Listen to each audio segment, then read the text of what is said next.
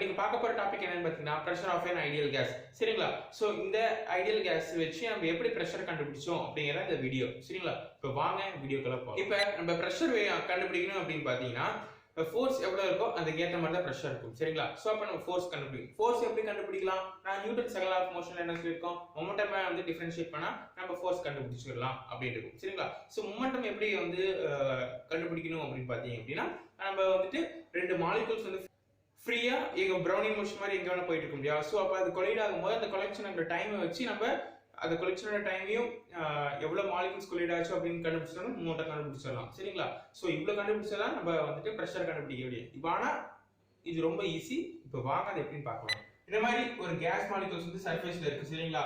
So அது வந்துட்டு ரெண்டு டிஃபரெண்ட் டைரக்ஷன்ல மூவ் ஆயிட்டு இருக்கு. Example Vx v minus x, அதாவது x டைரக்ஷன் பார்த்து வரணும் மைனஸ் x டைரக்ஷன் பார்த்து வரணும் வருது. சரிங்களா?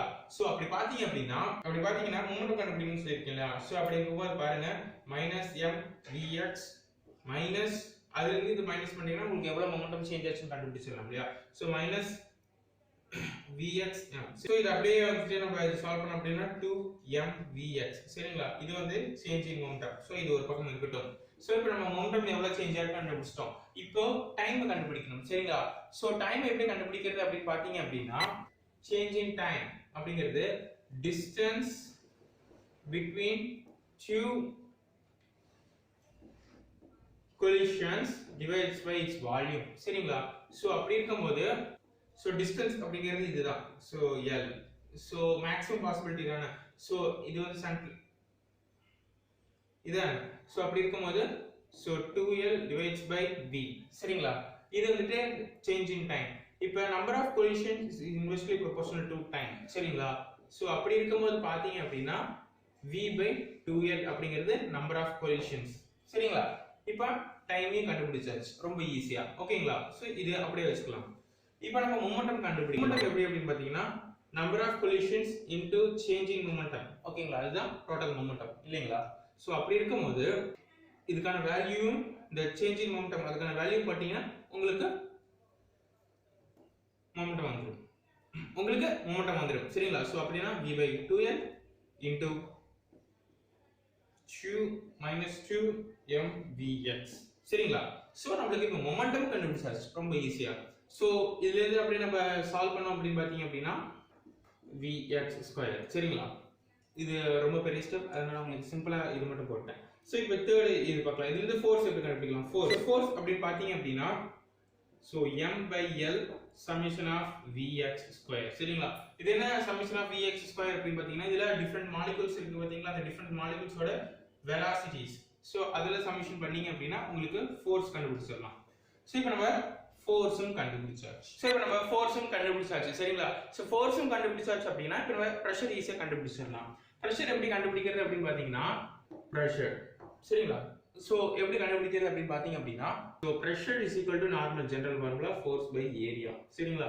சோ இங்க ஃபோர்ஸ் அப்படிங்கிறது அதுக்கான வேல்யூ சப்ஸ்டிட் பண்ணுங்க m by al into summation of vx square. So இந்த al அப்படிங்கிறது வால்யூம். சோ அப்படினா m by v summation of vx square. So இது x டைரக்ஷனுக்கு மட்டும் தான் நம்ம கண்டுபிடிச்சிருக்கோம். ஆனா இந்த y டைரக்ஷன் z டைரக்ஷன் இருக்கு இல்லையா? சோ அப்படி பார்க்க போனா px plus py plus pz equal to m by v. மூணுக்கும் வந்து மாஸ் பை வால்யூம் காமன் தானே. So by summation of vx plus vy plus vz square. சரிங்களா? சோ இங்க பாத்தீங்க அப்படின்னா 3p இருக்கு. So 3p is equal to m by v of summation of vx plus vy plus vz. சரிங்களா? So இப்போ நமக்கு p மட்டும் தான் வேணும். சோ அந்த 3 அந்த பக்கம் கொண்டு வந்துக்கலாம். அப்ப 1 by 3 v square r m s. இந்த rms அப்படிங்கிறது என்னன்னு பாத்தீங்க அப்படின்னா இந்த v is equal to root of v1 plus v2 plus v3. அதாவது total velocities of individual particles divided by n. சரிங்களா? சோ n அப்படிங்கிறது number of collisions, இவ v அப்படிங்கிறது velocities. நம்ம இந்த ஃபார்முலா இப்படி தான் நம்ம பிரஷரை கண்டுபிடிச்சோம். நம்ம இந்த ஃபார்முலா யூஸ் பண்ணி நம்ம பிரஷரை கால்குலேட் பண்ணிக்கலாம். சரிங்களா? சோ இந்த வீடியோ முடிஞ்சிருச்சு. சோ இந்த வீடியோ முடிஞ்சிருச்சு. இந்த வீடியோ பிடிச்சிருக்கு அப்படின்னா லைக் பண்ணுங்க. ஏதாவது டவுட்ஸ் இருக்கு அப்படின்னா கமெண்ட் பண்ணுங்க. அப்படி இல்லை ஏதாவது சஜஷன் சொல்லணும் அப்படின்னா கூட கமெண்ட் பண்ணலாம். அதே மாதிரி நம்ம நாளைக்கு ஐடியல் கேஸ் ஈக்குவேஷன் பத்தி பார்க்க போறோம். சரிங்களா? ஸோ அந்த ஐடியல் கேஸ் ஈக்குவேஷன் வீடியோ பார்க்கணும் அப்படின்னா மறக்காம சேனலுக்கு சப்ஸ்கிரைப் பண்ணுங்க. அப்படியே இந்த பெல் ஐக்கானை கிளிக் பண்ணுங்க. ஸோ அப்பதான் உங்களுக்கு இன்ஸ்டன்ட் நோட்டிஃபிகேஷன் வரும். சரிங்களா? தேங்க்ஸ் ஃபார் வாட்சிங்.